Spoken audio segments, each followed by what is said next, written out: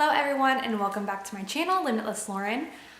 I am back from my little vacation that I took with Liam. And if you watched my KonMari versus rolling method, I had mentioned that I was going to be traveling with a 1-year-old and I was very nervous. We survived, but mostly I survived. It was a lot, I wouldn't say difficult, but it was stressful. And so I think that I'm going to make a video here this week or next week about some tips that I would suggest when traveling with a, I guess, infant, toddler.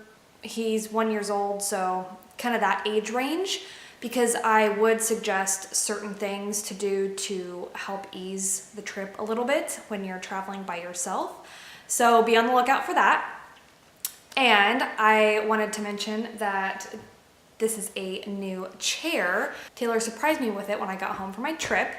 He had been eyeing this chair at Costco for a couple months, and I know that he had bought one for himself when I was gone, and I'm like, where am I gonna sit? I was so jealous, and when I got home, it was here waiting for me. So I am so happy. It's so comfortable, and it's kind of like a microfiber suede-ish kind of feel.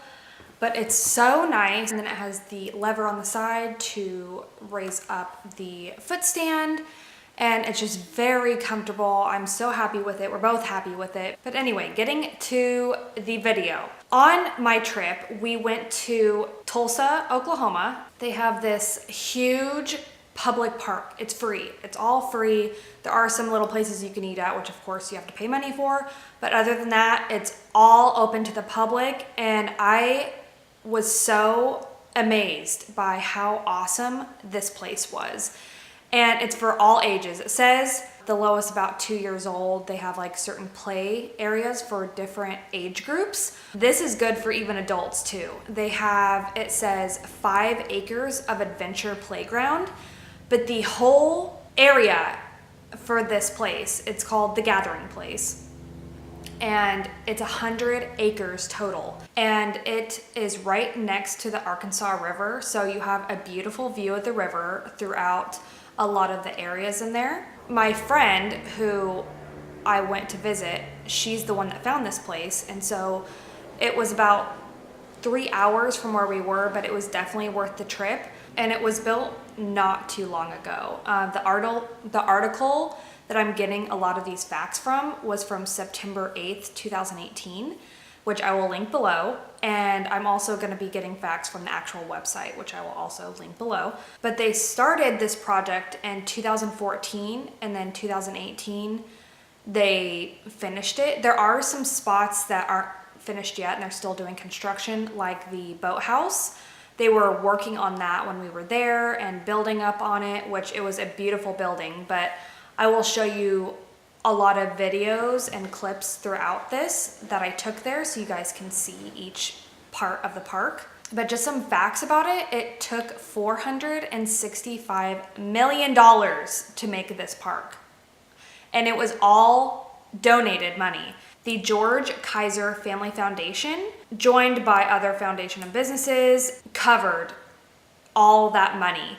And it says on the site, it is the largest private donation to a public park in U.S. history. And wow, I could just tell that a lot of money went into this, because just the architectural design and all the little pieces of the park that fit together, it was amazing. It just looked very upscale and luxury. I just couldn't even believe that it was a park that was open to the public. So it says the park has a 5-acre adventure playground for children ages 2 to 12 with 7 different realms targeted for different age groups. So it says the Volcanoville was built specifically for toddlers, and it is all padded. So it's kind of like the spongy pad when you walk through it. And it has low-level climbing elements, and it has a lot of bright colors. Some of the areas had sand, some of them had padding, some of them had the little wood chips. And then it had also a whole water park section. It's called Charlie's Water Mountain, and it has a spray area, mist area, tunnels, a water lab, all kinds of stuff. But of course, when we went, it's not summer yet, so it wasn't open. But that would be really cool activity for the summer to go do.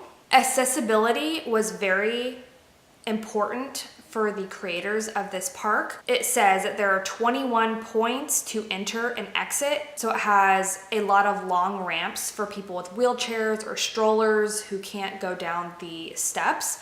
So there are a lot of different ways that you can get to all the different areas. It also has a skate park, and it says it was designed by California Skate Parks. It has beginner through advanced courses. We didn't actually see this part. And then near the skate park, they have courts for basketball, volleyball, hockey, soccer. That was a huge other area that we didn't even go see. So the first place we went was into, I guess it's the main building, and it has places to sit and eat. It has a big dining room, and it has a big fireplace and ledge to sit near. It was very beautiful. The ceilings were super tall with many skylights coming down, all windows to be able to look outside. Very rustic, woodsy type of feel. And then connected to that, you walk down a corridor, go down some stairs, and then you have a big area that has coffee, ice cream, little candy, and little accessories that you can buy, like sweatshirts, water bottles, stuff like that. And I got a caramel latte and a donut from there. So good. They had a really nice espresso machine. It was very clean, and the ice cream, we also got a scoop of ice cream at the end. Very good. They had tons of different flavors. It said that all their ice cream is from the Tillamook, which is a brand of ice cream, and it was really good and very cheap. I think one scoop was like $1.60. Really good price. And then when you went outside, just right outside of that building, they had another building where you could get food, and they had tons of different choices: hamburgers, hot dogs, pizza, all kinds of stuff, and it was very reasonably priced. Then after that area, they had one for a little bit older kids, and they had little shapes of fruit. They had a banana slide. They had, I don't even know what this is. It looks kind of like a snake or something. And then they had little pears. And then is where you get to the big kids area.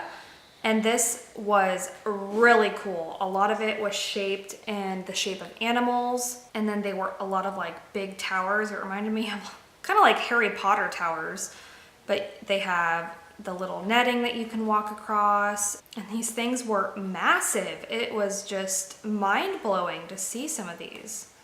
A lot of bridges that connected the huge towers together. And then they had a big elephant, and so you could climb up to the top, and the trunk was a huge slide. And we saw a lot of adults going down the slides too. Everybody was having a great time there. They also had a huge ship that you could climb aboard. They also had a cute little zip lining in the middle of the ropes course area. They also had a mirror maze, and so you could go through this maze with all the mirrors. All the kids were running through. They also had a big area that you could sit right next to the river and these rocking chairs. They also had a beach area, and we were thinking that you can swim in the river. It had a sandy area with chairs. And then right next to that was the boat house that they were building on. And they had a lot of kayaks, canoes, paddle boats, and that, it said, will be open soon. They said this year to be able to rent and go along the river. We went to a big slide area. It was all just slides, and you had to climb up these massive stone steps to get to the top. Liam and I rode one a couple of times, and it was scary. I was like, oh my gosh, it was pretty, almost straight down. And they had some pretty cool, unique swings. They had ones that were like saucers, and then they had ones that were kind of like a chair, and they had big rope handles that you hold on to the side. And then next to those two, they had a lot of walking, running trails right next to the Arkansas River that were fenced in, that you could get a beautiful view when you're walking your dog or just biking along the path. Oh, and there are no pets allowed in the actual park with the playground, but with the certain trails, it said you can take your dogs on those. And this is also a non-smoking park, which was very nice. And then some of the footage I didn't get was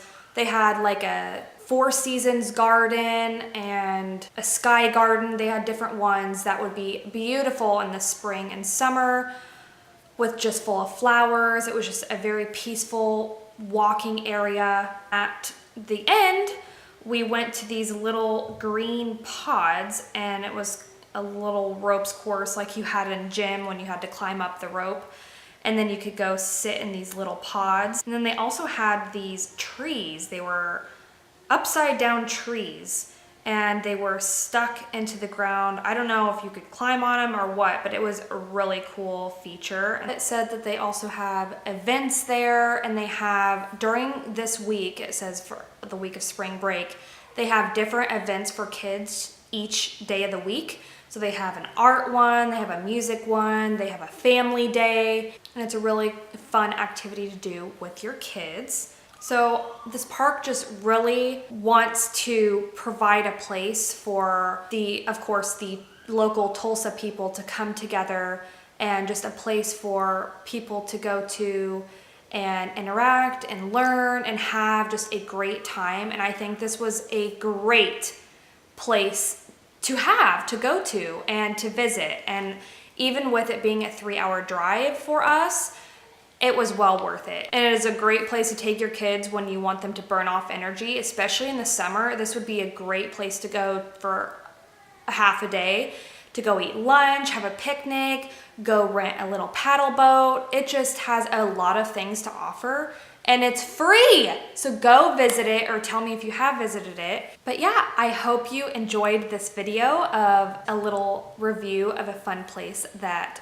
I went and took Liam, and I will see you in my next video. Bye. But wait. Before you go, I'll miss you so please subscribe to my channel and like this video.